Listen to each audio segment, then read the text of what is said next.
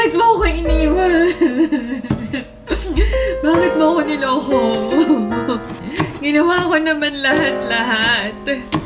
Nagpakamartir ako. Nagpaganda. Nag-aral magluto.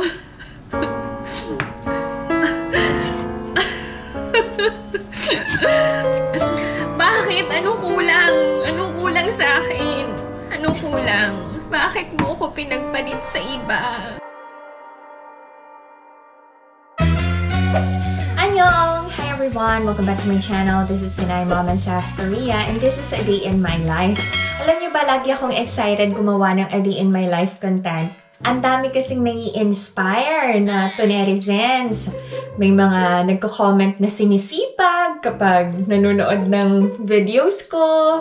Tapos, may mga nakakakuha ng ideas, tips, and healing daw yung mga videos ko. So, thank you so much to netizens kasi you also inspire me to do better every day.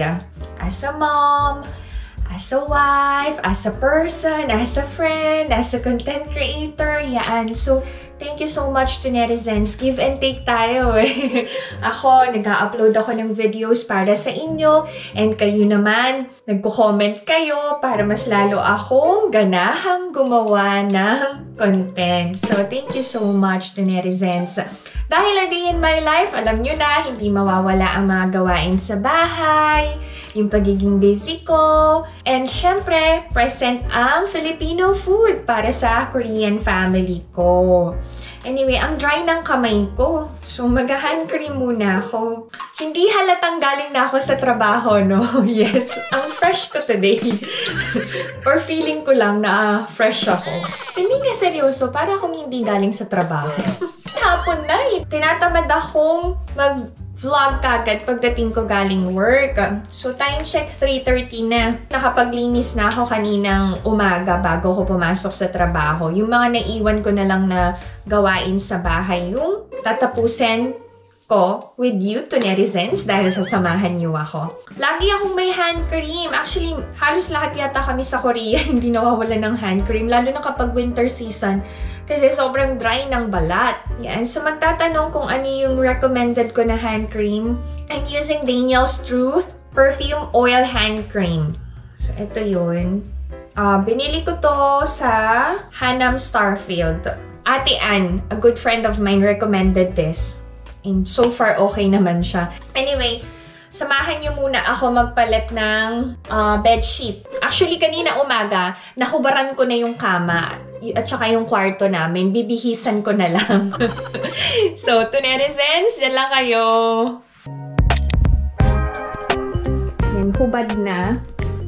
Bihisan na lang natin ang kama. Kanina umaga, nag-alikabok na din ako. Nag-agiw-agiw, ganyan.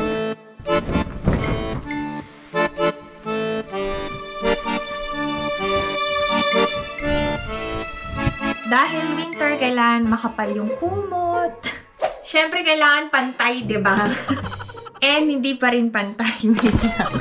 Yan. May pagka-OC ako eh. Alam nyo ba, dito sa Korea, di ba, 4 seasons kami. So, kumakain talaga ng space yung mga kobrekama, punda, lalo na yung mga pang-winter. Kasi sobrang kapal. Ako, I divide yung mga gawain ko sa bahay every day para hindi na ako pagod. Meron lang sa umaga, meron din sa hapon, after work. Tapos, I'm a good planner kasi para yung mga dapat kong gawin sa araw-araw, nakaplan ahead na. And sinusunod ko yun. Kaya lang ang problema, kapag may nasira sa plano ko, alam nyo, para akong nagka-crash yung araw ko. Parang nahihirapan akong i-compose yung sarili ko. May mga times na ganun ako. Kayo ba? Sino nakaka-relate? Kaya sinasabihan ako ni Alex na, wife, slow down, take it easy. May mga ganung reminders ang asawa ko sa akin. Ay, nice yung color. Tapos alam niyo ba, itong comforter na to, similar sa comforter na ginamit ni si Shin Hari dun sa business proposal. Yun.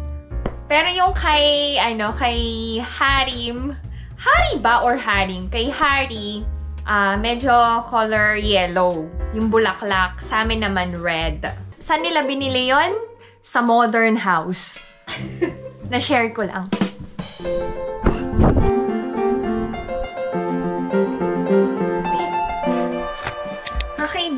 Okay, ng bed. Nice. This time, magkabit ako ng cortina. Kailangan talaga mataas yung peach cortina. Ganun. Dahil pin time, magkakabit muna ako ng pins. Alam nyo, si Alex, sobrang stress niya sa work late. Hindi lately eh. Ilang buwan na. Kaya hindi niyo siya madalas makita sa vlog. And then kapag weekend, mas gusto ko na lang na i-enjoy namin yung family time namin. Kaya hindi na ako gumagawa ng content pag weekend. I just want Alex to feel relaxed every weekend. Kasi pag may camera, diba, uncomfortable siya. Private person talaga kasi yun. Pero nagpapasalamat ako kasi supportive husband talaga siya. Yung mga ginagawa ko sa buhay ko, nakasupport siya palagi. So, Ina Apa, if you're watching, himnasayo. We love you so much. You are doing great. Tapos na yung pin. Okay, done. Actually, isa lang para tipid. Oh, diba? Nice ng room. This time, magpapalit ako ng range hood filter. Kita niyo yan, no? Grabe, no? Binili ko lang tong filter sa Daiso. 3,001. Siyempre, di ba, hindi sakto. Kailangan kong gupitin ng konti. Tayo mga mommies, palagi tayong busy, no? Hindi tayo naubos na ng gagawin natin. Grabe sipag natin, eh. Kahit may filter, mamantika pa rin.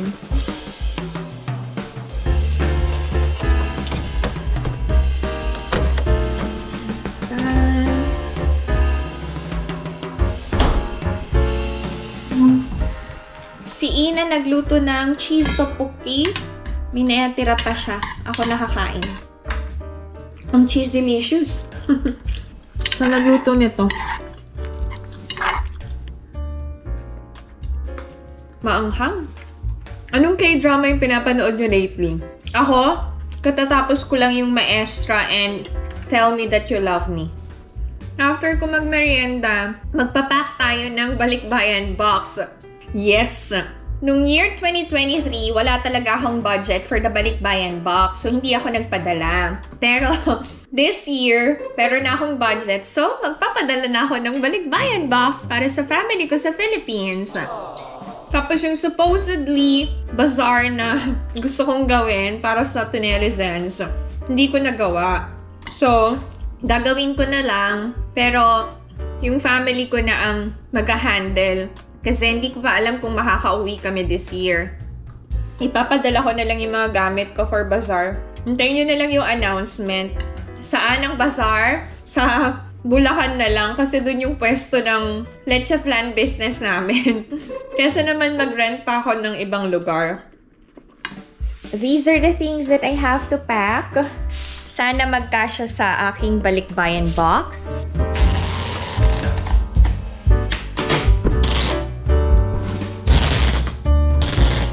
Na-late lang ang aking balikbayan box kasi kailangan ko mag-ipon pa ng panregalo sa pamilya ko. Eh, hindi umabot nung December. So, kahit late, at least meron pa rin. Na-tape ko na ng maayos yung ilalim. Dito ako nagpapadala ng balikbayan box, Super Gem Express. Hi, Tunerizens! Okay lang ba kayo dyan? So, kailangan kong unahin yung mga damit para may panlatag sa bottom ng box. Ito yung mga napagliitan ng mga damit ng mga bata.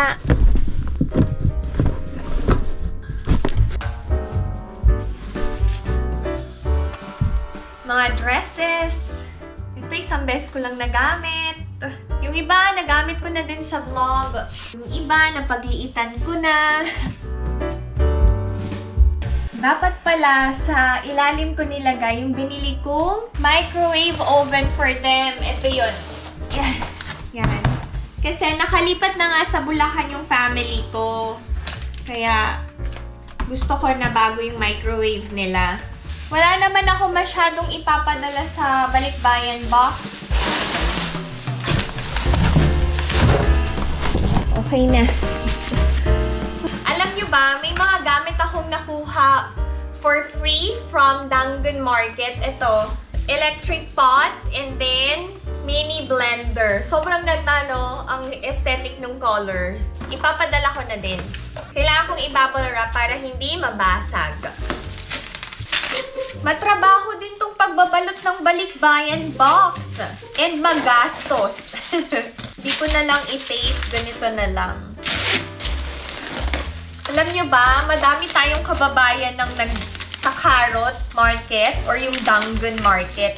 Kasi nga, madaming nakukuhang appliances and anything na libre. So, sa mga may relatives na nasa Korea, sabihin nyo mag-download ng Carrot Market or yung Dangun. Pero kasi sa Dangun, it's either ipapa-deliver mo or pick up yung item. Online thrift store yun. Pero, marami nagbibigay ng mga libre. Instead na itapon, pinamimigay na lang nila. Kasi alam nyo ba, pag nagtapon dito, may bayad eh. Mga appliances, furniture. Pag nagpa-pack tayo ng balikbayan box, make sure na properly packed yung mga liquid natin. Yan. Ito yung rinse na request ng ate ko palagi. Or yung conditioner sa atin. Sa Korea kasi ang tawag ay rinse. Siyempre, dahil galing sa Korea ang balikbayan box, hindi mawawala ang Korean noodles. Actually, hindi ako masyadong bumili ngayon. Unlike before na parang ang laman ng balikbayan box ay puro ramyun. Nagmahal na din kasi. Grabe. Nagmahal na ang bilihin talaga. Ramyun. 2 flavors lang ng ramen yung binili ko ngayon. May promise pala ako, di ba, to netizens na mamimigay ako ng gift, coffee gift set. So, abangan nyo to. Ibibigay ko to sa isang to netizen. Isa lang natira eh.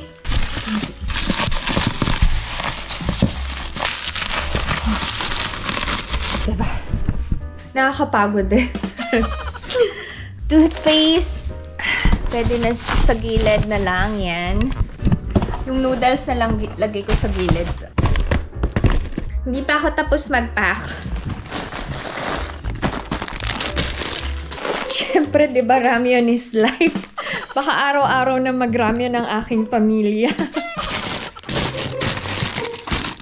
Binilahan ko ng Haribo jelly ang mga pamangkin ko. Pero tanggalin ko na sa lalagyan para hindi bulky. Or lagay ko na lang sa lalagyan. Sige, lagay ko na lang din. May space pa naman. Actually, may mga ilalagay pa akong gamit. Pero ito na lang muna yung nandito. Tapos, may mga shoes ang mga kids. Nalaban ko na to lahat. Sayang naman. Patong ko na lang ng ganyan. Ito mga to, halos bago pa oh. Ang Crocs ni Izu na napagliitan niya na. Sayang naman. Kailangan kong ligpitin yung mga basura.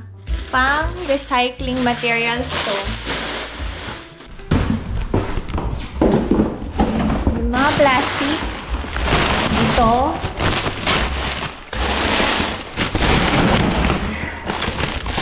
And then, itong box. Pwede ko nang gamitin yan na basurahan din. Okay. Here. May space pa. So, marami pa akong malalagay.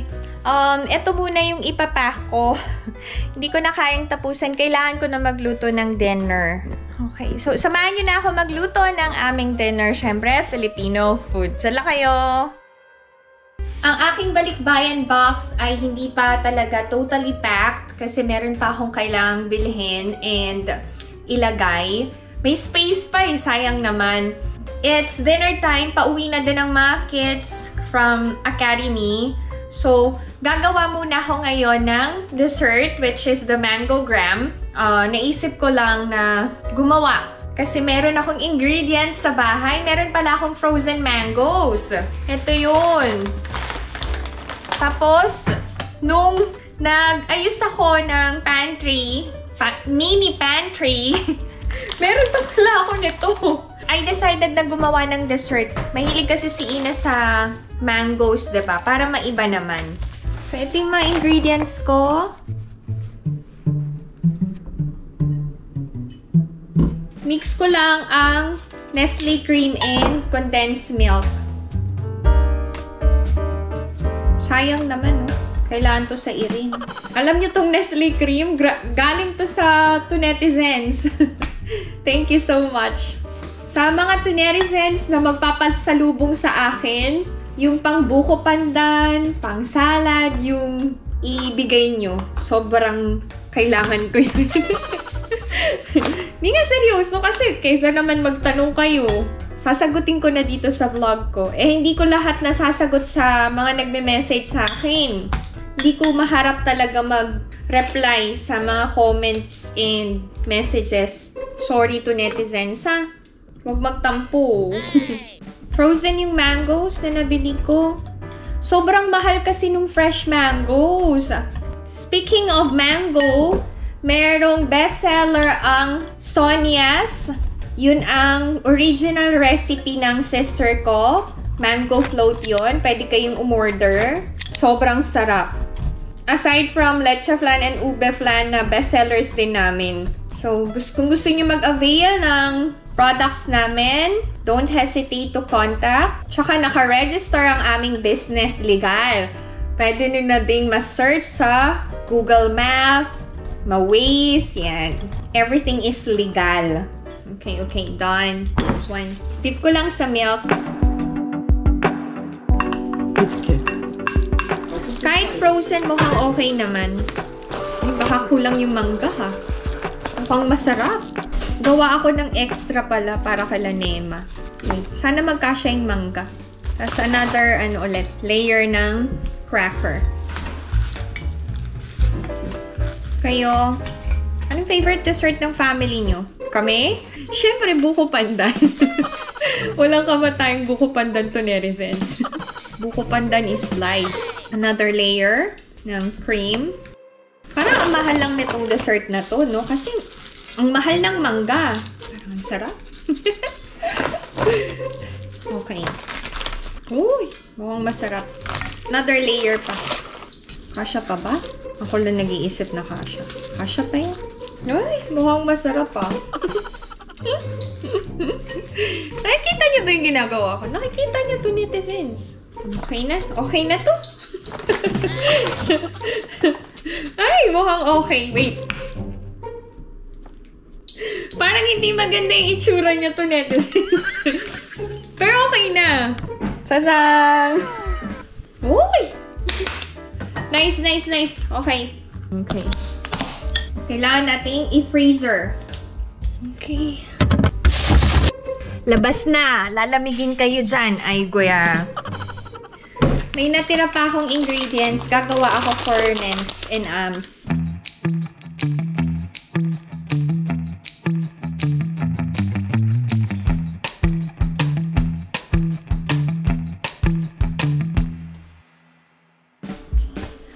Alright!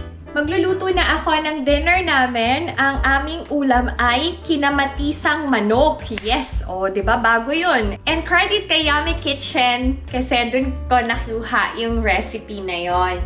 Anyway, mag-start na tayong magluto. Ang aking mga ingredients ay daming kamatis, no? Siyempre, bok choy, sibuyas, ginger, bawang. Meron din tayong potatoes, patis. Anyway, yun. Mamaya, i-share ko sa inyo yung mga ingredients habang nagluluto ako. Start na tayo magluto. Kailangan kong i-golden brown yung chicken. Fry muna natin sa mantika. Okay.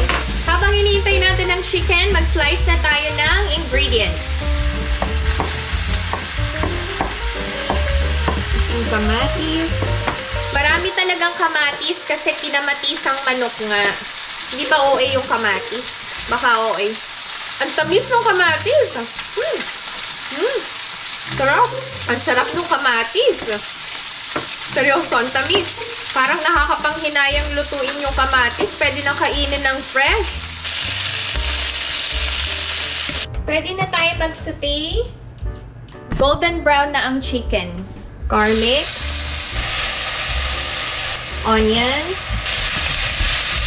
Then, we can add the ginger. Siyempre, dahil kinamatisan, hindi mawawala ang kamatis. Lagay na natin. Haluin hanggang madurog yung kamatis. Di pala isauté hanggang sa madurog yung kamatis. Then, add na natin ang chicken. And then, ground pepper. Chicken cubes. Okay. Let's add water. Simmer natin para mas mabilis lumambot ang chicken. Kumukulo na, we can add the potatoes na. Pakuluin pa natin hanggang sa lumambot ang potatoes. Kapag malambot na yung patatas, pwede na nating ilagay ang chili peppers. Hindi ito maanghang. Diba? Ang lalaki. And yung bok choy kasi wala akong pechay. Ay, mukhang masarap. Hindi naka-record, tinikman ko na. Tapos dinagdagan ko ng patis. Mukhang masarap yung luto ko. I'll show you. Oh, diba? Ang OA sa laki ng sili, oh. Perfect na yung timpla. Konting kulo na lang. Tapos kain na kami ni Ijun. Si Ina kasi late ang dating niya. So, kami muna ni Tuki yung kakain. Ay! Ang perfect. Masarap to, netizens. Tinikman ko na. Maasim-asim na manamis-namis. Kasi yung tomatoes na nilagay ko sobrang tamis. Parang candy. Hindi nga, seryoso. Okay, done ang ating kinamatisang manok. Done.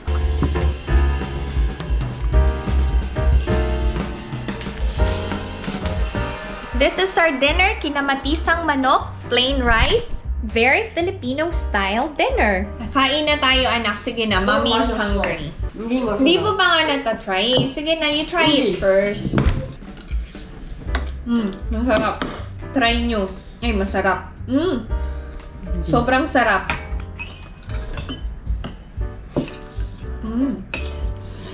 Ay, masarap.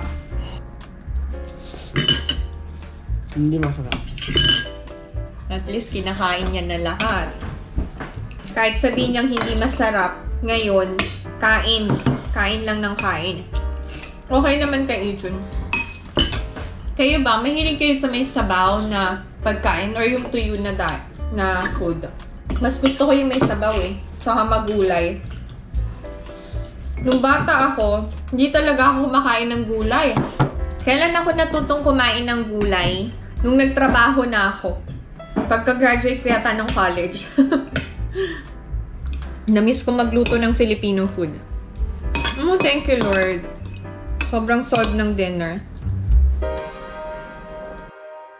Mamaya, try namin ni Ina yung ginawa kong dessert. Diyan lang kayo to, netizens. Relax lang kayo. Bago ako magligpit, I just want to greet Tito Arnel and Tita Susana. Happy 44th wedding anniversary. More years of love and togetherness. God bless your marriage, Tita and Tito. Yan. Palakpak para sa kanila. Parang ang awkward, Tita. Sorry. Anyway, munti ko na makalimutan. Pero sa lahat ng nagsa-celebrate ng wedding anniversaries nila, congratulations sa inyo and God bless. Oo nga no, malapit na din kaming mag-celebrate ng wedding anniversary namin ni Alex. Korean wedding anniversary kasi 2 beses kami kinasal. Isa sa Philippines nung September 2009. Civil wedding yon, and then March 2011 naman yung kasal namin dito sa Korea. Kasi nga, nung 2010, nabuntis na ako kay Ina. So, we had to wait na makapanganak ako bago kami ikasal dito sa Korea. 5 months old si Ina when Alex and I got married. Head of the Shin family si Abuji and si Alex yung first son. So, very traditional dapat. Nagkataon lang na nabuntis nga ako nang wala sa plano. So, yun. Last time, umattend kami ng wedding ng cousin ni Alex. Tapos suddenly, parang gusto kong ikasal ulit. Yung kasal na yung kaming mag-asawa yung magpaplano, yan. And gusto ko, kasama ko kayo to netizens. Kasama namin pala kayo. No? Pag-ipon nga ako para dun sa dream wedding ko na hindi nangyari dito sa Korea and sa Philippines. Oo nga, no? Masyado akong busy sa mga ibang bagay. Hindi ko naisip na ay hindi. Kasi 2 beses na kaming nagpakasal ni Alex. So, maiisip ba namin magpakasal ulit and gumastos para sa kasal? Pero sige, umattend kayo to netizens ha. Magpaplano ako ng wedding namin sa Philippines ni Alex. Ako lang, magpaplano.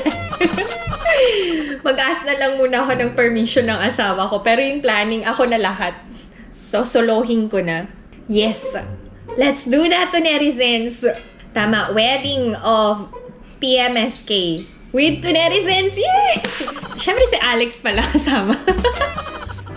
Na-excite ako bigla. Anyway, sige, let's do that to netizens. At least meron akong bagong goal, no? Thank you sa idea. Okay, ligpit na ako. I'm gonna wash the dishes na. Wala naman masyadong hugasin. Kasi kanina, pagkaluto ko, naghugas na din ako ng mga ginamit ko para hindi ako matambakan. Ako kasi mas na-feel ko yung pagod sa paghuhugas ng pinggan pag sobrang dami.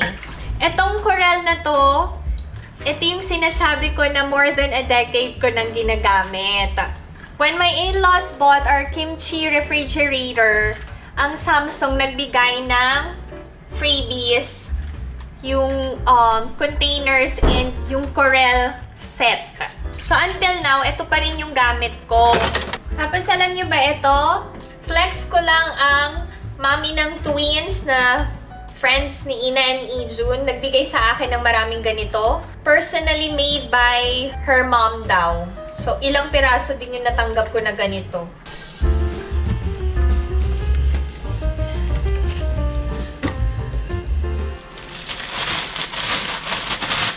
Para hindi masira, kailangan ko nang i-preserve. Hugasan ko muna.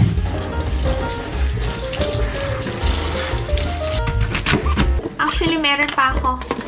Ilalagay ko na lang to sa freezer. Ito yung mga ginagamit ko kapag nagpapakulo ako ng sabaw. Yan. Okay, kasya naman. Gusto ko lang dyan. Oh! Ayoko nang ma-broken hearted. Bakit mo ako iniwan? Bakit mo ako niloko?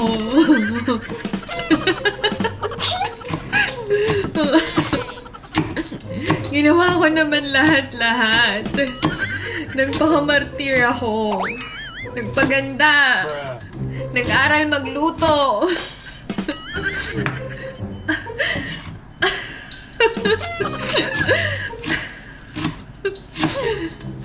Tapos, ito na ang igaganti mo sa akin. Ginawa ko lahat-lahat para sa'yo. Bakit? Anong kulang? Anong kulang sa akin? Anong kulang? Bakit mo ako niloko? Bakit mo ako pinagpalit sa iba? Kadramahan eh, no? Okay, done. Since wala akong malaking container na pwedeng paglagyan nito, sa plastic wrap ko na lang ilalagay. Kung gagamitin nyo kagad, pwede nyo ilagay lang sa fridge, hindi sa freezer. Ako kasi, meron pa akong available. Bumili din ako ng ginger. Grabe, namahalan ako sa ginger. Alam nyo, itong binili ko, 2,410. Ganito, oh. Mahal na talaga ng mga bilihin, no?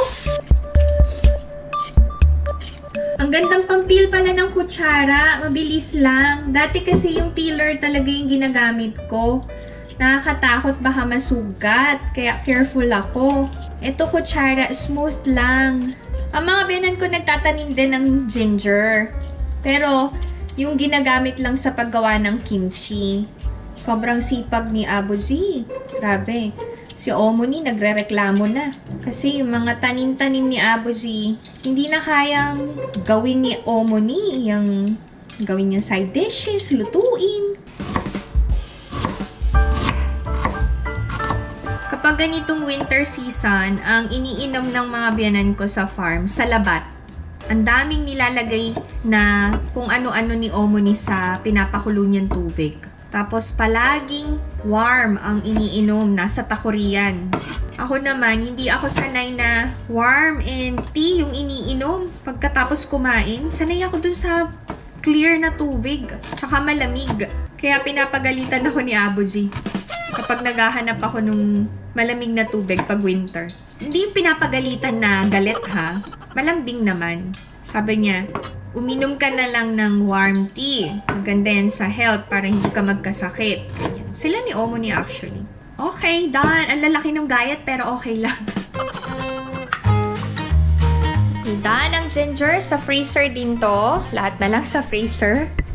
Saan ko na ilalagay? Sige, dito na lang natin ilagay. Ina is already home.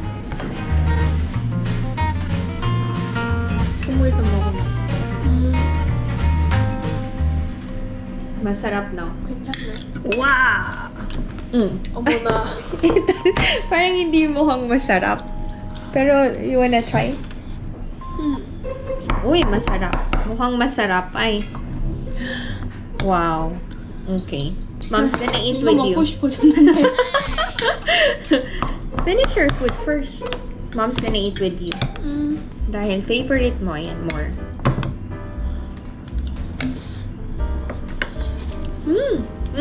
Ang sarap. Ay, ang sarap, baby. Come on, finish your food na. You're gonna like it.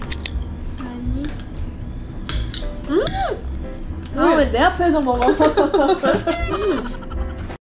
At least nagustuhan niya. Pareho sila ni Izun. Nakain nila. And yung ginawa kong dessert, masarap din. Okay. Masarap yung food, anak. Okay, that's it. This is my video for today. I hope that you enjoyed watching.